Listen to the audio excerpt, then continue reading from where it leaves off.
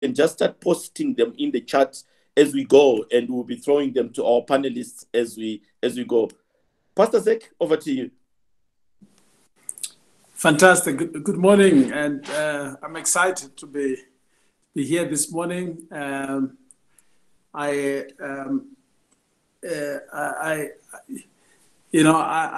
always enjoyed being part of the men's ministry, and it's exciting to see, how this group has grown and prospered, and we thank God for that.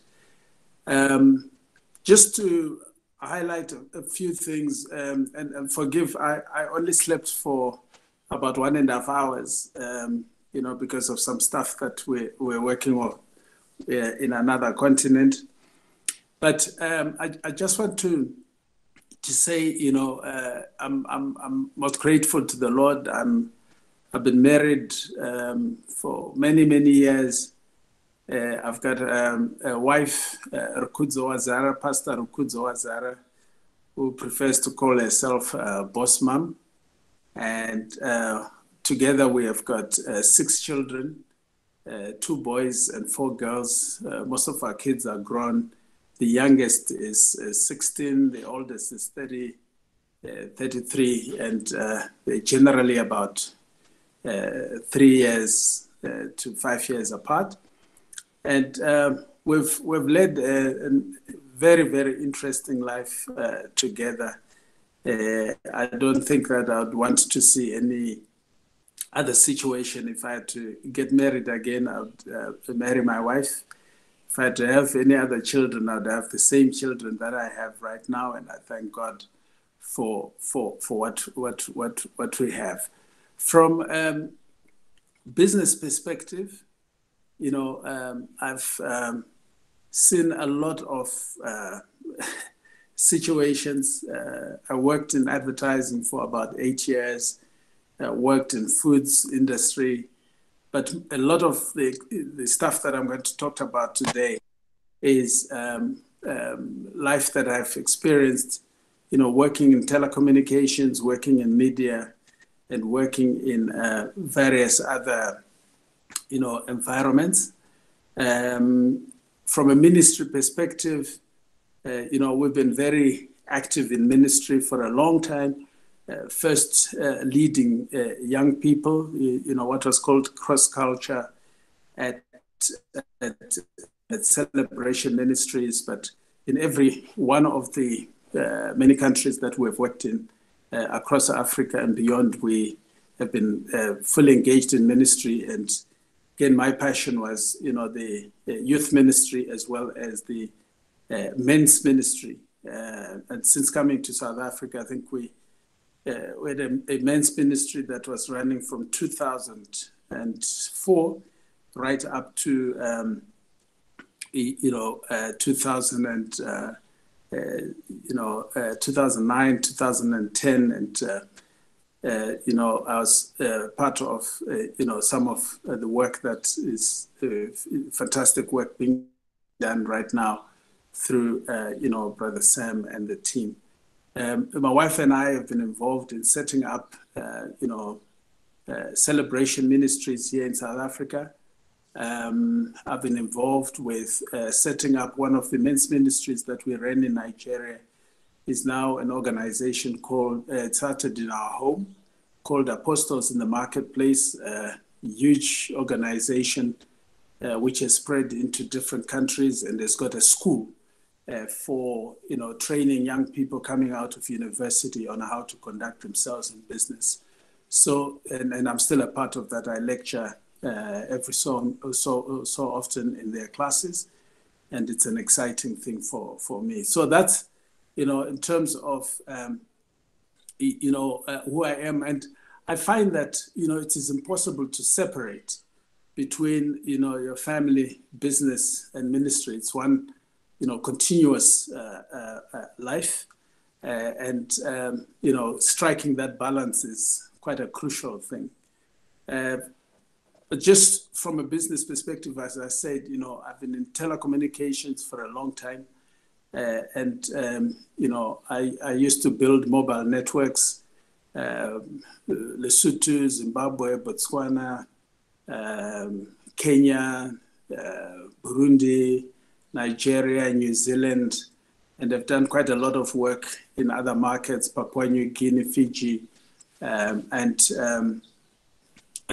so in each of those, we would have partnerships. And so I've seen partnerships from a corporate perspective, a lot that failed and a lot that succeeded.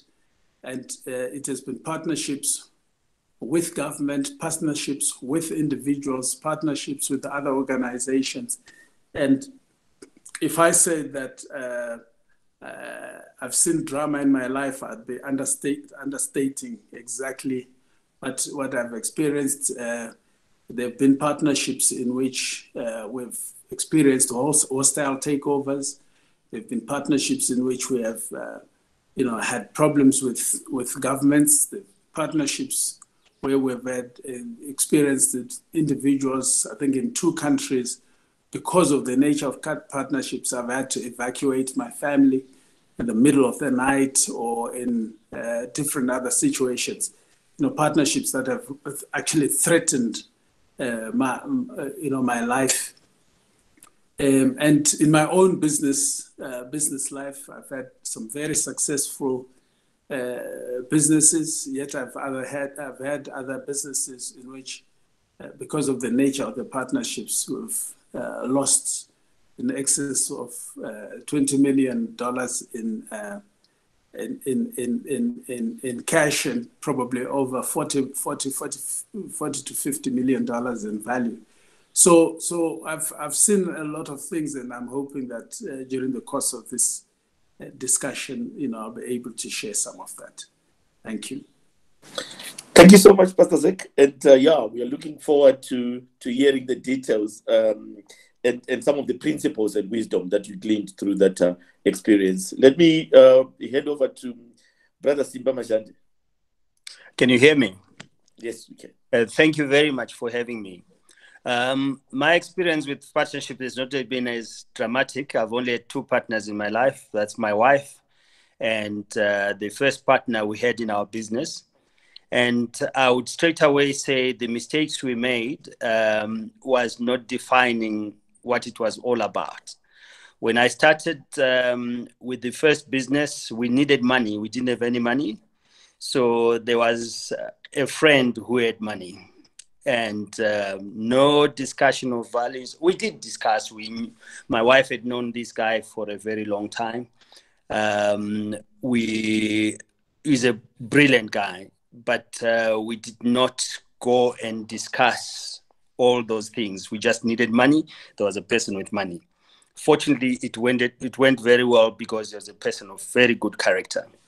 And the other one was with my wife. I'm married to her. No discussion. We decide, leave your work and come and work in the business. We had issues around who's in charge. and eventually we agreed that we would part ways with my wife as business partners. I mean, she's still my business partner, but as in working together, she would go and become a housewife. And would continue that way because we'd not really, because out of necessity, there was no discussion around what would your role be, what would my role be. And I think that's some of the mistakes we made. And with our first business partner also, there were some misunderstandings, nothing major, but just to attest to his character, he said to me that, Simba, I would rather preserve our relationship. I value our relationship much more than money. Why don't you buy me out? And that's what we did. So that's in short, my experience with partnerships. Great. Thanks so much. That's a very interesting perspective. Let's proceed into the discussion. I want to start off with Reverend Dr. Trangira, and then I'll also pass the same question to Pastor Zek. The question, pastors, is what do you believe is the biblical standard or perspective on partnerships? Reverend Doc. Thank you very much, Felix. So essentially, we don't live for our own. We live in a community, and it is critical that we understand that everything that we have must benefit not just us, but also the community. So I wrote a book, a new book just now, and it's called Learn, Lead, and Legacy, Leadership Lessons from King David. And one of the things that I mentioned there is the issue about partnerships, because I realized that David was a master in partnerships. He understood how to look for great partners, but not only that, but to utilize them in the areas where they were supposed to, and benefit or bring profit to the organization, which was the kingdom of Israel. And so if you are going to attempt anything great, you need partners. You need partners. Even Jesus, our Lord, partnered with the Holy Spirit, partnered with God the Father, and then he came to earth. He used a human being, Mary, in a family which was led by Joseph, and then he was in a family, and later on in his ministry, he needed partners, the disciples, and the rest is history, because those partners went on to share the word of God, and we are the products of that. So, in essence, without even quoting scripture, really, partnerships are a no-brainer. You need partners. Simple. You just need partners, but you need to be careful on how you select your partners. And there are consequences if you go into business or ventures alone. And allow me just to share two of them.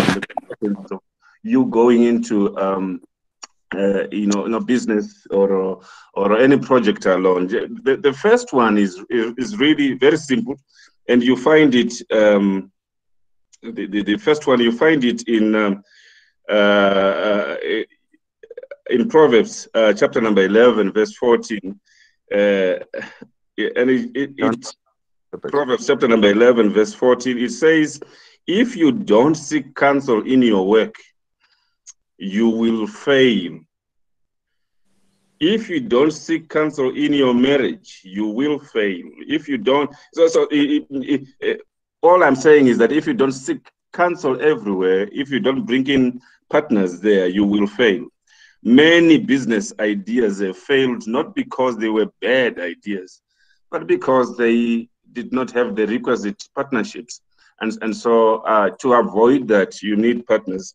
And most probably the other one would be Proverbs chapter 13, verse 18, and it says, "Poverty and shame shall be to him that refuses instruction." And again, the emphasis is that you need to receive instruction from your partners. Facebook. Yeah, because like I said, people who are I've been trying. So it's important for us to really have partners, and I think the other guys will emphasize that. It's so critical. I can't overemphasize it, but it's very, very critical. Yeah, over to you, Felix. Thanks so much. Let me pull in Apostle Zek on his thoughts on the same question. Well, thank you very much. Relationships are always going to be relationships, and from a biblical point of view, we see quite a number of forms of relationships or partnerships, and in fact, any relationship or partnership that we see probably is governed in a way by the underlying form of relationship which we see in the Bible. First and foremost, you see that there's the relationship between God and man. And that relationship between God and man is founded on covenant. And and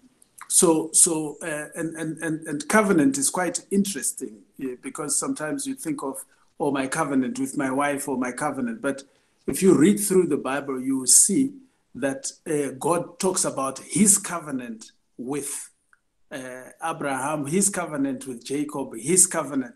So covenant actually belongs to God, and we are partners in a covenant that belongs to God. And that is an extremely important, even with our wives. The covenant is with God, which joins us together with our wives, but it's actually God's covenant with. And so when you break covenant, in its biblical term, I believe that you are breaking with God first. If you remember when Jacob sinned, and when David sinned, he refers to, I've sinned against you, Lord. And then he goes to talk about the earthly relationship, but he understood that the foundations that he had broken were the covenant with God, because God is the owner of covenant. That's the first thing that I want to say. And when we begin to look at the biblical covenant, you see that God is quite gracious. He's improving on the covenant as he goes along. As man gets to understand God, he begins to improve on the nature of the covenant. It doesn't change the foundations of it, but he changes the nature of the implementation of covenant. So if we start looking at it from that perspective, then it defines even the relationship between Abraham, Isaac, and Jacob is a covenantal relationship based on the covenant with God. And the children of Israel right throughout are being taken back to that particular covenantal relationship that has been established. And you see even the way Jacob would have or Isaac had relationships with kings in the area and all that. A lot of it was really dependent on, it was really founded on the nature of their relationship with God and how they would, interpret it. Now, with the key thing is, I think, in the highest form of partnership is where we are now saying, okay, the foundations are coming from God.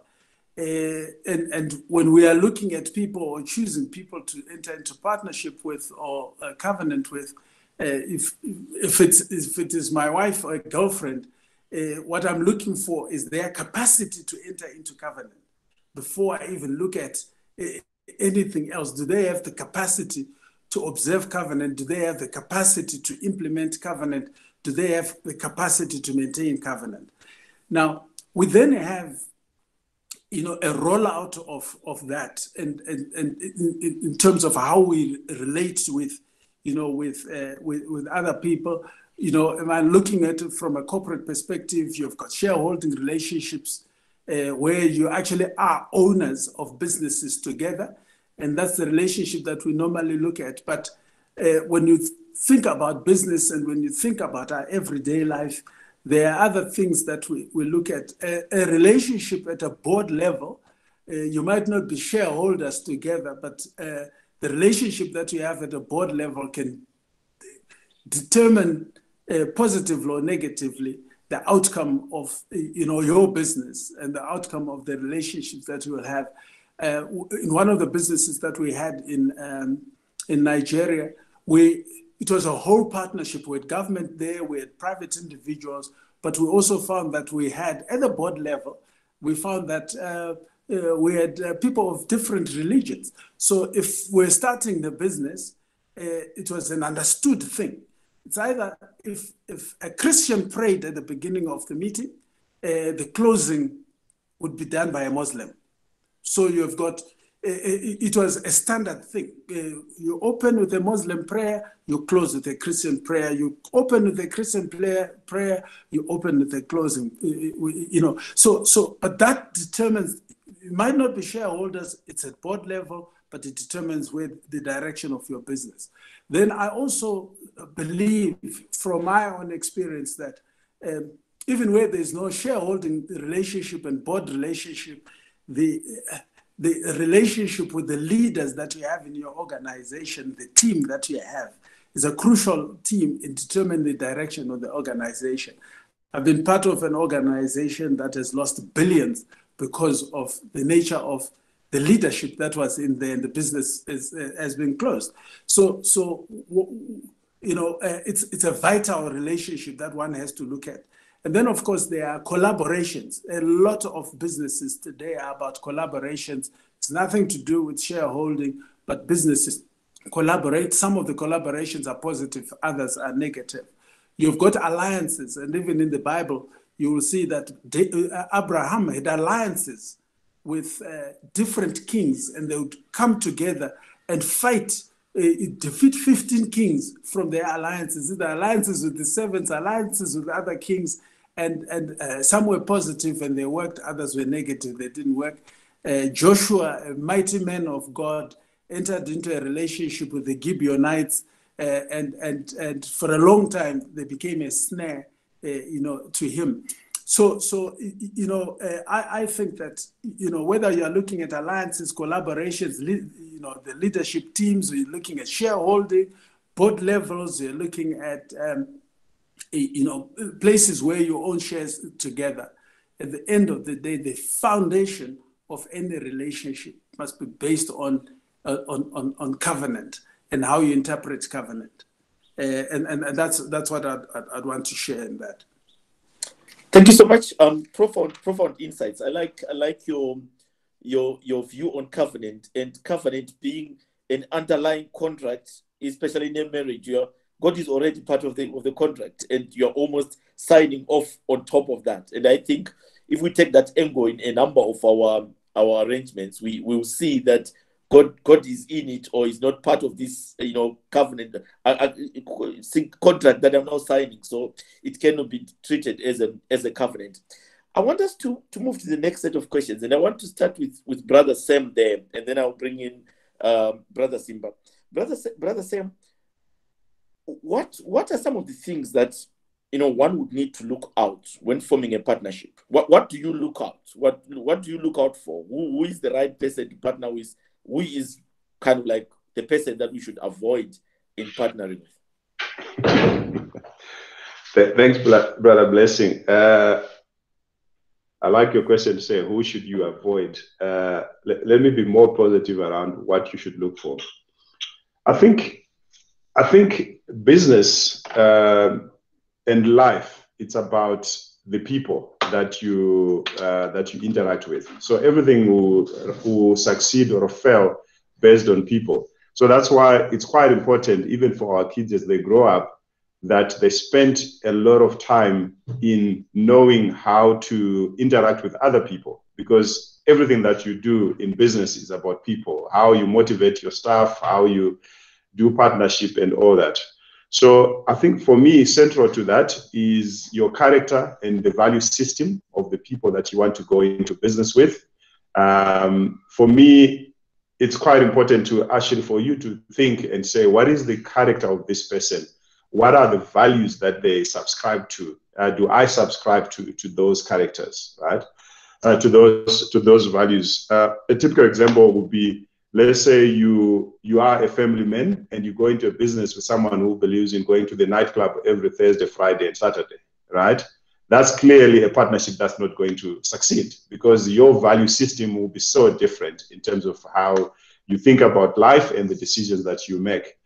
And I'd like to say that I've found out that putting the word Christian in next to your name tells you nothing about the person, right?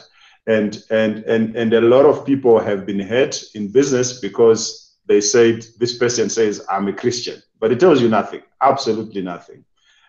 So being a Christian just means that we acknowledge that we've got weaknesses and the Lord is our savior, and we're a work in progress, right?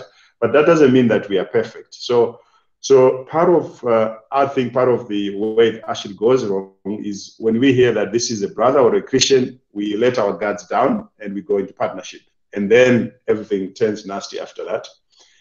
I would look for honesty and integrity as a key thing for me. What do I mean by honesty and integrity? Someone who honor their commitments, someone who, when they say something, they are going to do it. And a key thing for me is how that person's relationship with their wife, how they actually manage that relationship. Because if a person cheats on their wife and they have girlfriends, they will cheat on you as a business partner. So it's very simple.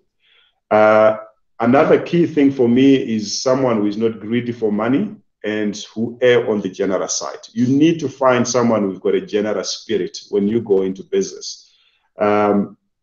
Because you always have conflict. I think my brother Simba is very fond of saying conflict is normal for human beings, right? So when you go into partnership, understand there will be disagreements, there will be conflicts. But when you are in partnership with someone who is a generous person, you find that they will err on the generous side. When you've got someone who is greedy, they'll be mean and they'll be hard-hearted on how you resolve those conflicts. How do you find all these characters that I've mentioned? Number one, this person has to have a track record in business, right? So it's important that you do a due diligence. If I'm going into business with this person, what have they done in the past? Let me find out what they've done, because there are people who are very good at talking, right? Very good talkers, but track record zero. So don't be sucked into the talking, right? Find out how the partnership with previous partners went, right? Go and speak to 2 or 3 people and say, hey, when you were in partnership with this person, how did it go? How did you resolve conflict? How did they act in that? Because we can't run away from our record, right? So if you are not greedy for the deal and you actually do a due diligence, you will find out maybe 90% of their partnerships end up in nasty divorce, and they end up in court, they end up suing each other and all that. The other thing is find out how do they run their families. Very, very crucial, right? How do they run their marriage? How do they run with their kids and stuff like that? Some people, they are absent, right? The wife is in pain. So I've seen even in the corporate world, a key part of an interview process, even for top executive leadership position, is just to invite a guy for dinner with his wife and just observe how they interact at the dinner table, right? So if you see someone who act like the wife knows nothing, they make jokes of their wives and they ignore them and whatever, that's not a good business partner, right? Because charity begins at home. How you treat the person closest to you tells a lot about your character rather than what you try to project to the outside world. I've spoken about the occasions of choosing generosity and meanness. The other key thing for me in choosing a partner is someone who is willing to admit that they are wrong and defer to others. Right? A lot of people think they know everything. So when you go into partnership with people like that, it's going to be a big problem. You want a partner who is able to say, you know what, I will defer to you in this area. I have my doubts, but if you've got conviction on that, I'll go with your judgment. There are very few people who are able to do that. And part of it also comes in even in how they run their families, right? There are men who are not willing to admit to their wives that they don't know a particular area, right? They want to project that, they know everything. I'll end with, sorry, just one more thing. I spoke about the experience and track record. It's not always essential for that person to have experience, but it's certainly an advantage. Someone who has navigated that area before. I'll end with something that was shared by our brother, the pastor who dialed in from Dallas, Texas, at our last meeting. He said something truly profound. He says, businesses, I think you are talking about businesses. He says businesses fail for 2 reasons, either through ignorance or arrogance, right? So as you seek for partnership, make sure you don't fall into those 2 traps: ignorance about what is actually involved and making sure you check whether there's experience, or arrogance, where you just say, I know everything. I'll end there.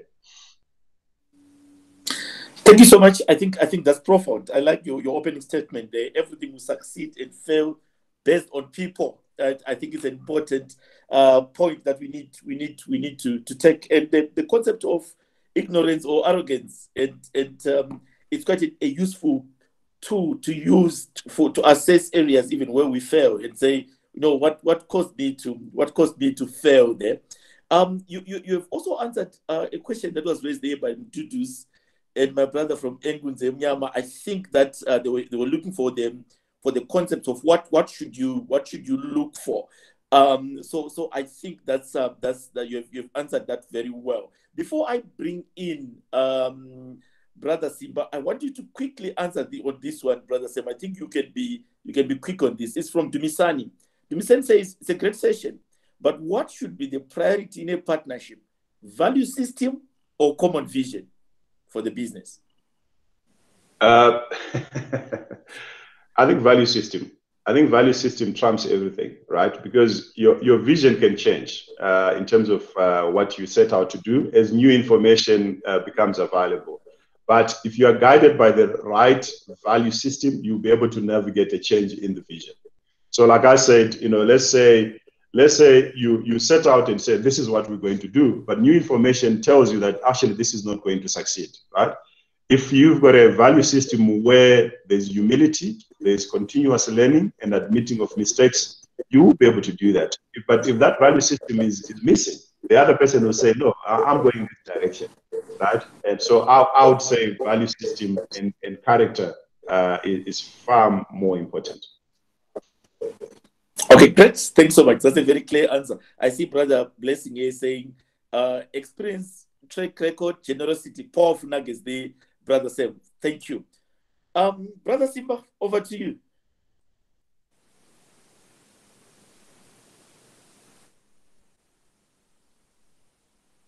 I think you are on mute, Brother Simba.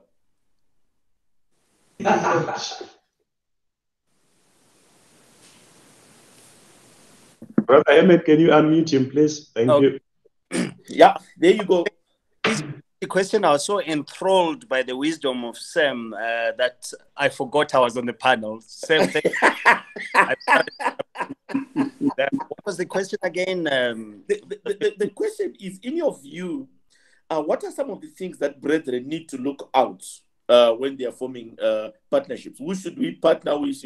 What do we need to look out for? Or what do you look out for? What did you look out for? Sam has covered it all. Fruit. I'm just going to use a biblical term for what he's talked about, the character. So you want to see somebody's fruit. If you don't do that, I mean, Christians, sometimes we over-spiritualize things because somebody says he's a Christian, but we know that there will be false prophets. We know that there were people who studied well. When you read Paul's writings, he tells, so-and-so has left me, he's loved this world. So fruit is very, very important. That person maybe 10 years ago was strong in this area. You want to continuously check that the person has got fruit in their life. So the character, the track record, that's all fruit. But I wouldn't just limit it, and he didn't as well. He talked about the relationship with the wife. How does he relate with other people? I've heard of the story of going to dinner with somebody and watching how they treat the waiters at the table. What kind of a character is this person? Not just the ability. So fruit is critical. But yes, for me, the person has to be a believer, but the fruit is very, very important because we are told there will be so many false prophets. And so just because somebody says he's a believer, it doesn't mean that we are in agreement, but you've got something to work with.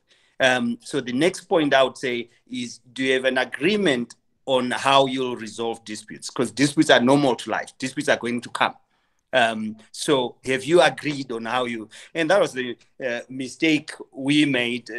Fortunately, it was at a small scale. We did not have that system of, it would be, like Sam has summed it very well, values are more important than vision. We saw an opportunity, we say, let's get together. You've got money, I've got this thing, let's get together. if we had a system of how we'd resolve disputes, I would still be with my first partner to this day.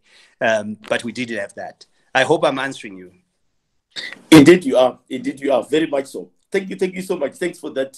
Thanks so much for that vision and also that insight. I liked your component there about having a way of predicting or preempting conflict when it comes. But I'll get back to that later.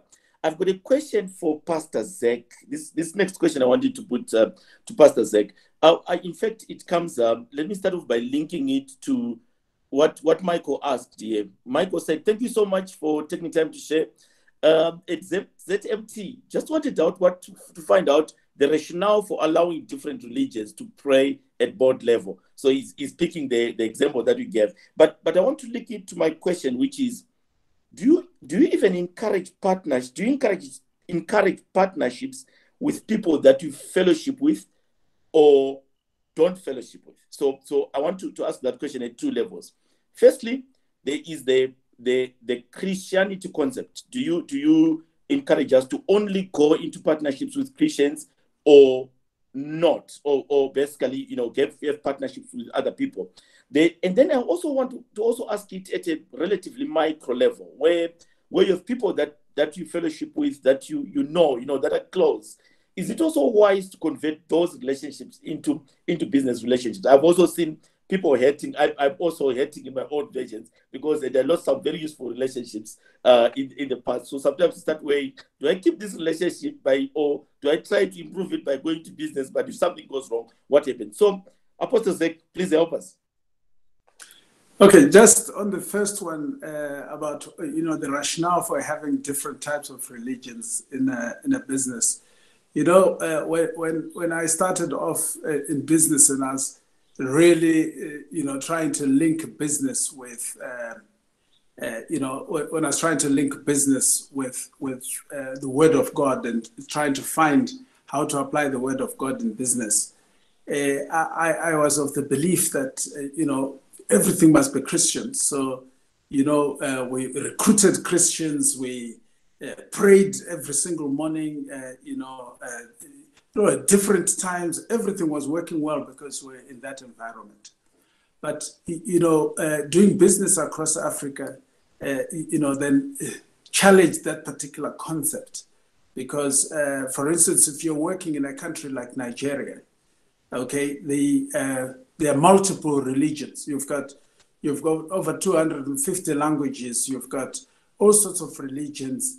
And in a country like Nigeria, for instance, if you take the northern part of Nigeria, it is impossible for you to do your business unless you are working with Muslims.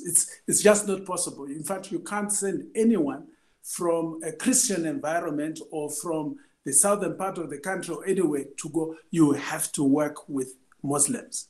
Okay, and all of a sudden I realized that the world was not made up of Christians coming together to form a business, and then you're working in a conglomerate with lots of people, and you've got probably 30 nationalities, and you've got to accommodate those nationalities. If you go to work in India, you're going to work with Indians, Hindus, and all sorts. So that's how you find yourself with people of different religions working within your organization. You find yourself in a situation where in the office, you've got to create space for somebody to put their mat and pray it. And that's the nature of business. As business grows and you go into different countries and into different environments. So you then find yourself at board level having, those kind of things. And Muslims, their religion is their culture. So you go into a meeting, whether you like it or not, they will want to pray before a board meeting. They will want to pray after a board meeting. If it's Ramadan, they've got a mat in a corner somewhere in the boardroom or just outside, and they will pray. So that's the reality when you are working in a multicultural environment. So it's not that you've chosen it, but that's the nature of multinational and multicultural environments when you are dealing with it. So what becomes important is not the other person's religion. What becomes important is your own religion, your own faith, your own specific, foundations in God and your faith. Those are the things that become. I'll give you a very quick example. At one stage, I found myself, in actual conflict with, with a Muslim person, and they were very, very upset that I was trying to impose my own religion on them, and they were telling me how they pray 5 times a day, how they do this, how they do that. And but here is the power of what we do in Christ, because as the things heated, and I thought actually I was going to be attacked, the Holy Spirit said, ask that man, just ask him how his 2-year-old daughter is. I was in a foreign country, I didn't know what was going on. And I said to the man, in the midst of his fury, I said, tell me, how's your 2-year-old daughter? And he stopped and he said, how do you know my 2-year-old daughter? I said, the God that I pray to has told me by his Spirit that your 2-year-old daughter, about your 2-year-old daughter. And all of a sudden it changed. Long story short, by the end of that encounter, I was praying for this guy and his wife. I've had situations where I've been in conflict with a Muslim. I've said, let me pray for you. I've extended my hands and they've been thrown a meter back by the Holy Spirit. And so it's not so much, I'm not intimidated by other religions. I'm confident in the power of God. So whether you go into a board meeting and people are praying in other, it doesn't matter. It is what we have inside of us that is most important. The next question was, do you encourage, people within the same fellowship to get into partnerships? Look, it depends. At the end of the day, it depends with the nature of people. Moses was being given counsel by his father-in-law, Jethro, and he said, find men such as fear God, men that are faithful, men that, faithful men such as fear God. And I think that, the starting point, like Brother Sam said, is the nature, the character of people and what is in them. But I've also learned something, that you don't know a man, Christian or otherwise, until you know how they handle money, how they handle power, and how they handle people. And a lot of people, whether we've been fellowshipping with them, we've been doing this and that with them, if they don't have the kind of strength in their their personality, strength in their character, once money starts coming in and once conflict starts coming in, you don't know them. Deuteronomy 20 was talking about warriors, children of Israel, people who were supposed to have the same kind of foundations, but God said, when you go to battle and you see, when you see people that are more numerous than you, do not be afraid. But he then goes on to say, the commander shall ask, is there anyone who is afraid? Is there anyone who is married or somebody who has built a house? Send them back home, okay? Because even if people are Christians, even if people are, you think that they know God, etc. There are times when people face circumstances, their faith is challenged and they begin to behave very differently. So where you're dealing with novel situations, the fact that a person is a Christian is not necessarily a guarantee. Even in the New Testament, we've seen the conflicts that were taking place between Paul and some of the other guys. So I believe that at the end of the day, it's your personal assessment of the nature of the person, their ability to handle different types of situations, and that then determines whether you're going to work with them in business or not. Personally, I would never get into partnership with my pastor because I believe that the relationship that I have with them is too vital to have to be affected.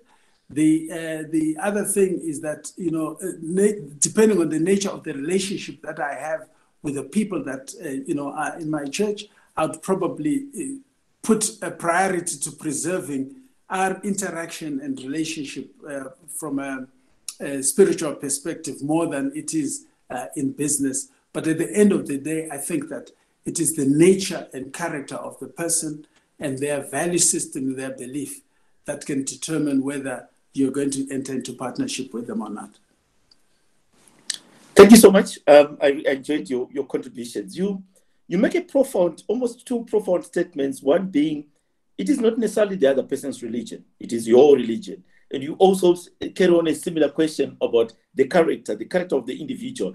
And as you were speaking, I also asked myself, in a way, you know, it almost says, am I also someone who is worth to be a partner in any business? And I also want to challenge the men on the call to say, how do you mark yourself? How do you think the world rates you as a person, as an individual, as a potential partner? In fact, probably there's a lot of money passing you because people can't find good partners. And you are there, you're available, but and you really want to partner, but you know people are not happy with that. I want to move on to a question on hurting and how do you recover. And I want to bring in the Reverend Doctor, but I want to just pick on a few points here. Vernon says, in my humble experience of partnerships, he says, in my humble experience of partnerships, I found a great need for humility and teachability and empathy to be key determinants. And I think this is important. He's nicely touching to the other points. I loved it. I think it was John's comment here. He says, that's an important message, that you don't know a man until he holds a lump sum. I think that's very true. To a man who owns a lump sum of money, you don't know what he does, and you know the fact that he calls himself a Christian might also fall aside. But Reverend Dr. Chankira, I want us to guide us on the question of hurting here. How do you advise brethren who are hurting? You know, there are some brethren who have done something and they have been hurt, so they are struggling. So I want you to give us a view there. And Apostle Zek, I want to quickly come back to you as well, because you spoke about businesses that have lost amounts that are quite significant. A number of good balance sheets that we have in this meeting sometimes don't even end up those amounts. How do you handle that when you are hurt by someone? They take your money, they don't kind of like hold on their word, and sometimes they still continue calling themselves a Christian. They even hold a position in church. What do I do? Felix, what a question. Yeah. So I think it's a given that in life you will be hurt, and you will hurt other people. That is something that we just need to be, to reflect on and know and understand that you will be hurt and you will hurt other people, and so you need to understand that human beings are human beings. Don't have an overestimation of their capabilities, and and think that they are gods, and they are not gods. They are not little Jesuses. They are as my friend was saying last night, they are paid up, card-carrying human beings here on earth. So they continue to. They will continue to upset you. They will continue to do things that will hurt you. And you will continue to do things that will upset them. And you also continue to hurt them. So that aspect of humanity is critical. And so the moment that you understand that Felix is a human being. So yes, there are times when he will hurt me. There are times when he will excite me. There are times when we will gel. There are times when we will have difficulties and conflict. The moment you do that, then you remove a whole lot of other expectations that you had on Felix. And so for me, I am like Simba there. I love relationships. So as I say to you, I went into a couple of attempts to get into business. One of them, the latest one, which is about 3-4 years ago, was that from 2000 to about 2012 or so, I was the biggest importer of Bibles and Christian books to Zimbabwe. Using our organization, of course, and we were doing exceptionally very well. And then when I decided to step down from my leadership at that particular organization, I then said I would want to continue bringing in Bibles and Christian books. And I brought in a young man that I thought I had sent to Bible school. And then I thought that he was going to be a good guy, but he hurt me. He hurt me very much, So I literally just said, what do I value here? The money, the business, or the relationship. So I went to him and I said to him, look here, you have hurt me, but you are my brother. I love you, and you must understand that I will continue being your brother, your bigger brother, but I will never do business with you. So that's the difference. You, even though you have been hurt, it doesn't remove the fact that that one is your brother, but you can't do business with them, in the area of business, you can't do business with them, but in any other area, you can do business with them. You can still love them. You can still fellowship with them. You can still mentor them. You can still coach them. You can still uplift them, despite the hurt. So that would be my encouragement to you here. Don't carry the hurt. The hurt is gangrene, guys. It will eat you up. It will, and you will begin to suspect other future relationships because somebody else will walk in your life who is genuine, who is passionate, who is great, and then because you sift them and you look at them with these lances of mistrust, what will end up is you miss a lot of money, a lot of business because of that hurt. So personally, I really believe that even though I've been hurt, I love to restore the relationships. I would rather go there and say, my brother, you are my brother. You are my brother. And let's do this thing together. But I also wanted to just mention something that Pastor Zek was talking about, Muslims and the like. And there was that question. Just remember what Jesus said: you are the salt and you are the light. And so if you can't choose to work with only the salt, you need to work where the salt is needed. You need to work where the light is needed. And it can be in the boardroom where you are needed, where people need to see Jesus in you and Jesus through you. I think, gentlemen, what is needed is when people have met with you, that they will say, for a moment, this guy reminds me of Jesus Christ because of the way you conduct yourself and the way you run your business. And you can't do that. You can't be a witness when there are no people who are witnessing your living. So that would be my encouragement to all of us here. Don't take. You will be hurt, but understand that it is coming from a human being who is just like you and I, because we are capable of hurting other people also. Great. Thank you so much. I think I like the way you handled that challenge. You said you always be my brother, but I want to do business with you. I like that frankness that came through.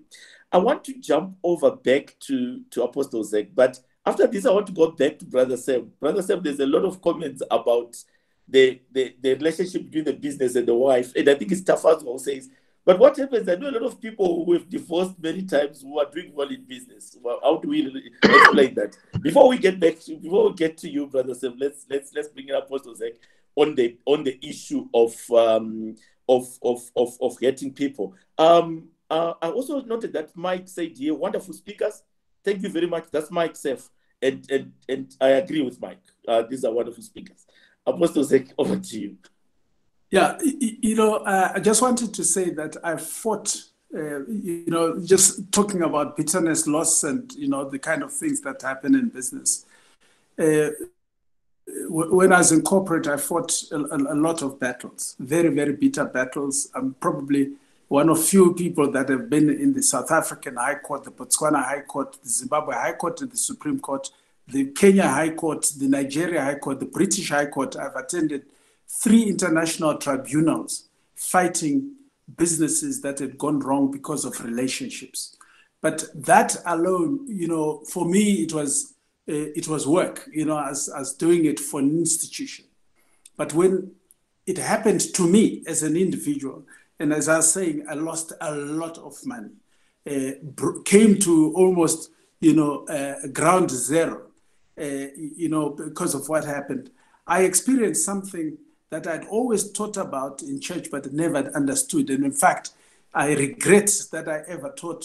Prior to that, I regret that I ever taught on bitterness, and I advised people on bitterness because I didn't understand what it was. And I lost over 22 kgs during that period. I was angry. To say that I was angry is just a misstatement. Bitterness, I discovered that bitterness is like a poison, number one. Bitterness is an anchor that pulls you down and you get stuck in one place for 5 years. I couldn't move forward because I was thinking, I wanted answers to what happened, why did it happen, God, I did this, and you've got all those kind of things. And I just found that the kind of bitterness that you develop is such that you can't move forward, and there's only one person that it kills. It's yourself. And I discovered, one person came to my house and said to my wife, I'm not coming to see you. I'm not coming to see your husband. I've come to see you. And the question I want to ask is, why did he not kill himself? Because I'd never have operated on this along these lines. Now, and I'm sure that when my memoirs are written one day, you will see that I've got a whole thing that I wrote about what I felt. As a Christian, I even said my brother ran around to remove any firearms that were there at the farm, etc., because I wanted to go and shoot people. And even as a believer, as a Christian, the emotions and the kind of things that you feel just don't make sense. But I quickly, after a couple of years, I realized one thing, that the bitterness that I had was like poison that was inside of me. There was only one person that could deliver, through the Lord. Until I changed my mind about where I was not going to come out of it. The poison was in me, and that poison had to be dealt by me through the word of God. And so the first thing to coming out of it was to make sure that I stopped focusing on what happened and start focusing on the future, because bitterness holds you down. And I discovered that, you've got to have a change of heart in which you look at the mistakes that you have made yourself. Number two, that you've got to look at who you are in God and God's ability to take you out of any situation that you enter into. And the third thing is, I found that it was so important to have vital relationships around you that could give you the kind of support needed to move out of it. And, there are people that I pray for every single day without fail. My family, Brother Sam, Brother Majande, Gabriel Ngorima, and so forth, are people that I will never forget in my life, because those vital relationships were so important in helping me come out of, a thing. With all my experience, with all my, when it happened to me, it was completely different. And I just want to say that when we will fail in business, we will have tragedies in business, we will have all sorts of things that happen in us. But at the end of the day, the most important thing is to understand that we have to move forward. Number one, we have to forgive. I tried forgiving 3 or 4 times, and every single time something popped up, I'd find that I was still angry. And it took a long time for me to learn how to, to forget the past and do a new thing. But that was also my faith being challenged from that perspective. You've got to have the faith and belief that God is the one that gives us all things. Deuteronomy 8:18, God is the one that, remember the Lord your God, for it is him who gives you the power to get wealth. And to understand that it was not about what I could do with my physical hands, but what God could do to take me out of those situations.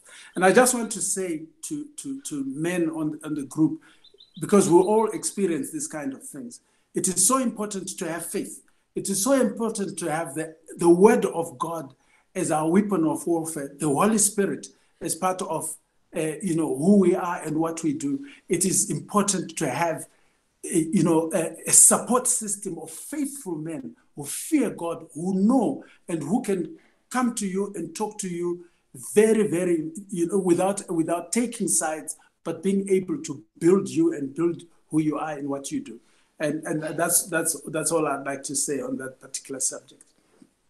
Chris, thanks so much. I saw my brother Ntokozo Mahlangu say they say he appreciates the honesty, and I agree with you. But I also appreciate the fact that you give us these details and the amount of money. When you mentioned about 22 million, I thought, I know a lot of brethren who are very bitter about 1,500,000. I know people who left church for 10,000 because they were duped of their 10,000. And somehow God gives you grace to manage to deal with such a big challenge. We thank God for such a powerful testimony.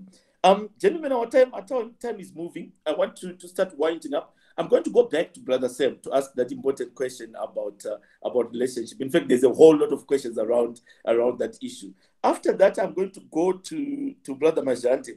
There are also a lot of questions to you on this one, but I know this is your passion. Talk about the practical steps that we can take to avoid these challenges. What can we do in the meantime? And then from there, we'll quickly wind down.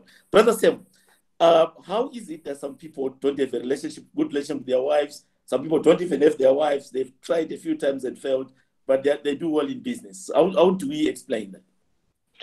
Yeah, thank you, brother. Thank you, brother Felix. I think it's quite an important question, and it's something that I've increasingly have to deal with in my everyday life, because in my current job, part of the things that I have to face once in a while is to hire CEOs in businesses, dismiss CEOs in businesses.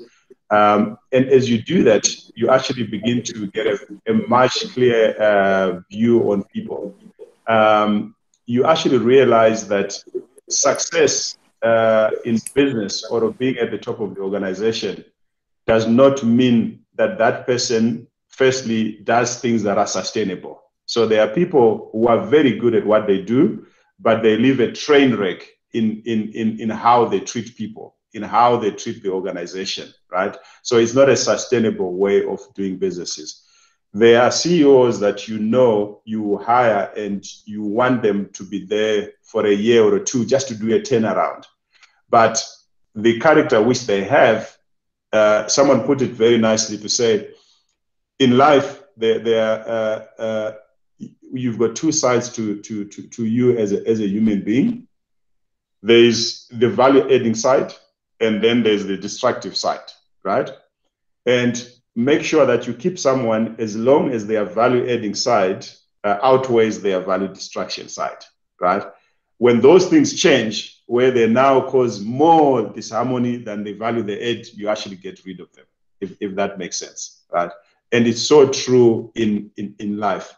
So I think it will be a mistake to look at people's money, to look at their position and say, oh, they are successful. It depends how you define success in life, right? And that's why sometimes we get led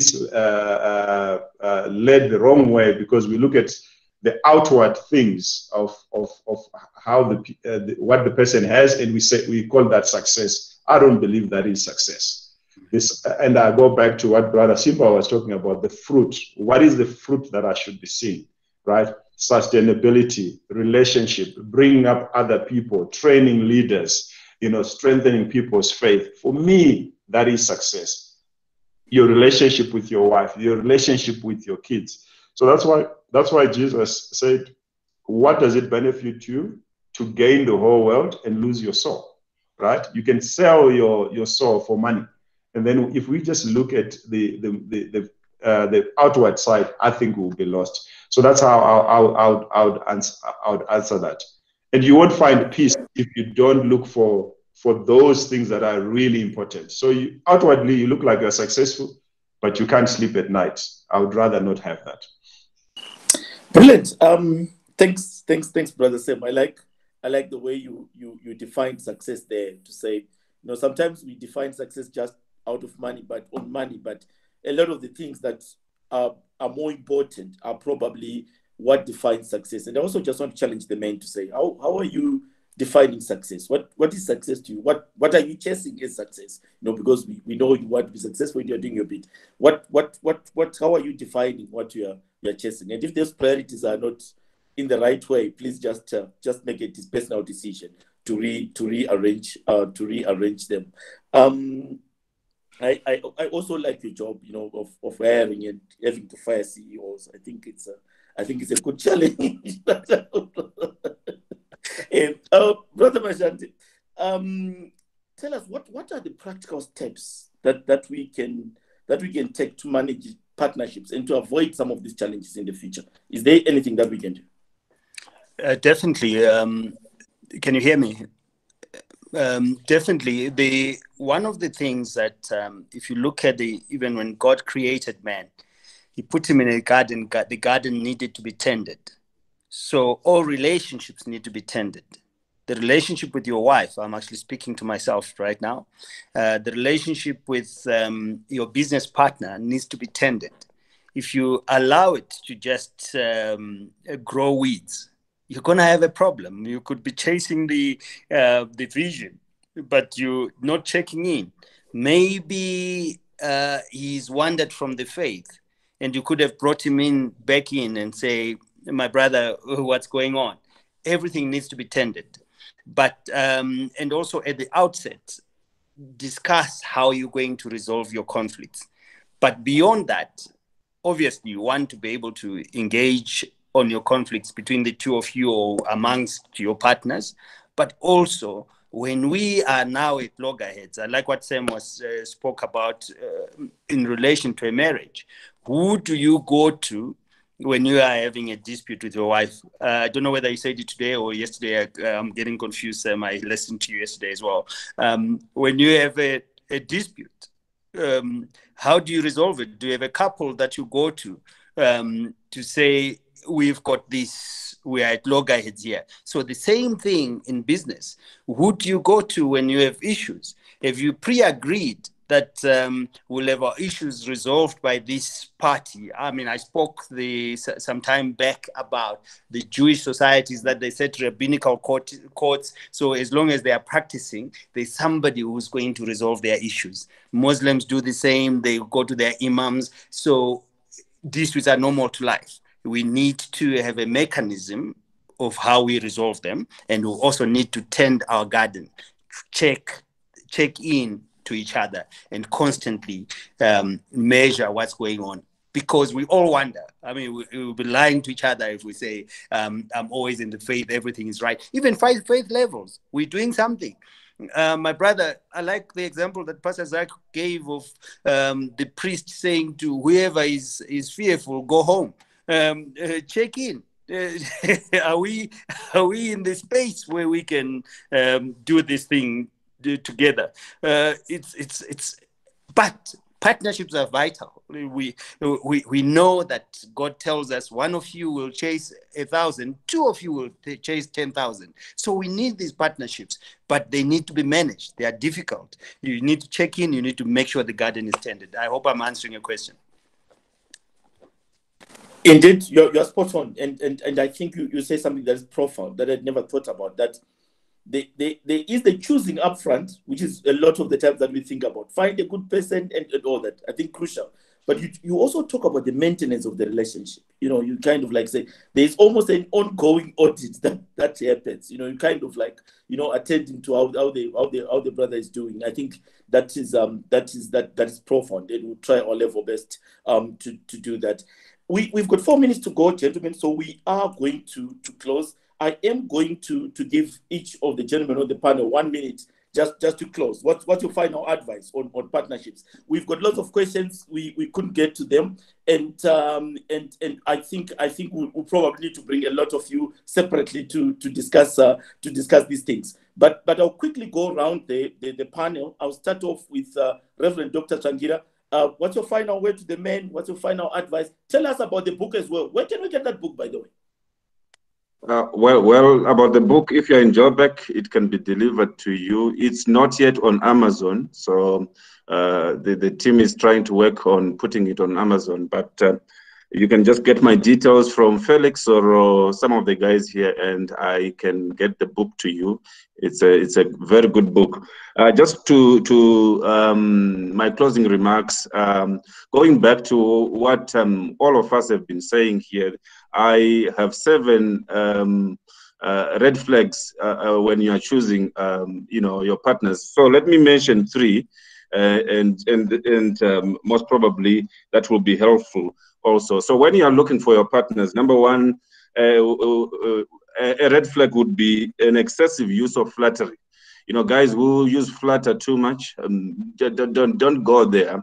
I was in a church somewhere, and I heard a certain elder introducing his bishop somewhere there, and then I knew in my heart that he was lying. He was using flattery, and I told the bishop, and then within 6 months the guy had gone because he was lying. He was saying this guy is good, what, yet he did not believe it. So don't do that. The other one would be an inclination to gossip or exaggerate. Guys who exaggerate are dangerous. They will exaggerate on your finances, on your accounts, and anything they will exaggerate. Be careful. And then, of course, the other red flag would be a disregard for rules, regulations, laws, or personal boundaries.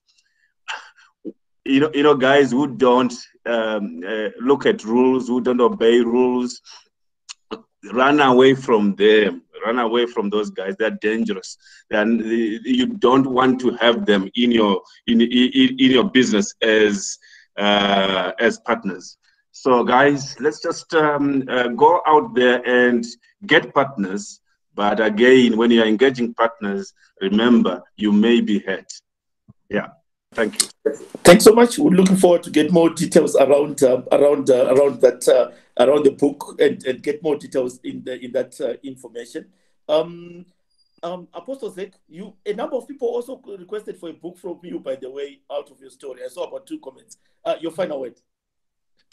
Okay, thank you very much. And well done for the way that you facilitated this. Really powerful. Thank you. But I just have a couple of things to say. First, I know we've been talking about the other person, and what I've learned is that in a lot of cases, it's actually the most important person to be looking at is self. Okay, do you have the capacity to enter into covenant? Do you have, what is inside of you that can make an impact? When I look at David's mighty men, the men that he used to change a nation, says when they came to him, there were men in distress, men who were in debt, men who had the ragamuffins of that time. And he used them, he worked with them and converted them to be mighty men. And I think in a lot of situations, it is what we do with who we are and what is inside of us. I've got relationships with some Jewish partners. They've refused to sign NCNDAs. They've refused all the transactions that we have done. They say, we trust you. Whatever you come up with, how you say this is going to be divided, we trust you. So can you be trusted? Do you have the ability to be trusted before you even talk about, whether other people can be trusted or not? I refer to the part that Brother Sam mentioned earlier on about the relationship with the wife. I think if I didn't have the relationship, if my wife was not who she is and she was not a partner, not just from a marriage point of view, but in the role that she has played, I think that an average woman, with all the battles that I fought, would have left. I would have been a single man 10 times over. But God gave me a woman who is God-fearing, who understands, and who knows that the only way is to kneel and pray and give the support. The third thing, as I said, in partnerships is, do you have vital relationships that, men and women that can give you honest counsel and who can give you the kind of support that you need and who can come and speak into your life when things are happening? Thank you. Thanks so much, Apostle Zach. We really appreciate the insight and the challenge for us to be the right men. We are out of time, but gentlemen, you allow me to bring in my last two panelists to quickly conclude. Brother Simba.